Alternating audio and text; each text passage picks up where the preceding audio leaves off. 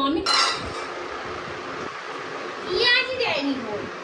বাচ্চাকে দে মাংস দে না গেঞ্জিটা দে না বাবা